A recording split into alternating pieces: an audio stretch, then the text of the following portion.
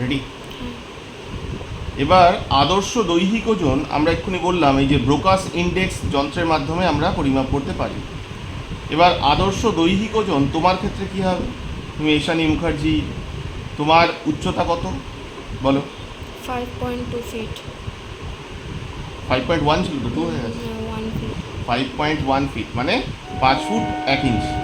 আমরা জানি 1 ফুট মানে হচ্ছে 12 ইঞ্চি, তাই তো? হ্যাঁ। অর্থাৎ 5 ফুট 1 ইঞ্চি মানে 12 পয়েন্ট কিছু ফুট। এবার আবার আমরা জানি 1 ফুট সমান সমান 30 সেন্টিমিটার। তাহলে তোমার উচ্চতা 5 ফুট 1 ইঞ্চি, 5 ফিট মানে 5 ইন্টু 30 150, আর 1 ইঞ্চি মানে ওই 2.5 ধরো অ্যাপ্রক্সিমেটলি, মানে 152.5 সেন্টিমিটার। ঠিক আছে? তাহলে তোমার উচ্চতা সেন্টিমিটারে বার করতে হবে 152.5 সেন্টিমিটার। এবার কী করতে হবে?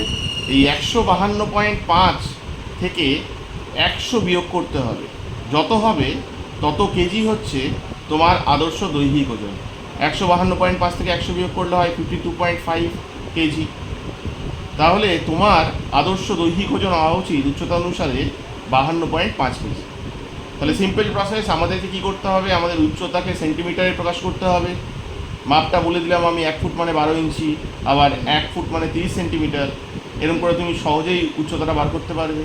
তারপরে তোমার সেন্টিমিটারে প্রকাশিত উচ্চতার থেকে 100 বিয়োগ করলে যত কেজি হবে তত কেজি হচ্ছে তোমার আদর্শ দৈহিক ওজন। তোমার উচ্চতা 5 ফুট 1 ইঞ্চি, তোমার উচ্চতার থেকে তোমার উচ্চতাকে সেন্টিমিটারে প্রকাশ করলে হয় 152.5 সেন্টিমিটার, তার থেকে 100 বিয়োগ করলে হয় 52.5 কেজি। তাহলে তোমার আদর্শ দৈহিক ওজন 52.5 কেজি। এভাবে আমরা সহজেই বাড়িতে আমাদের আদর্শ দৈহিক ওজন নির্ণয় করতে পারি ব্রোকাস ইন্ডেক্স যন্ত্রের সাহায্য ছাড়াও। ঠিক আছে?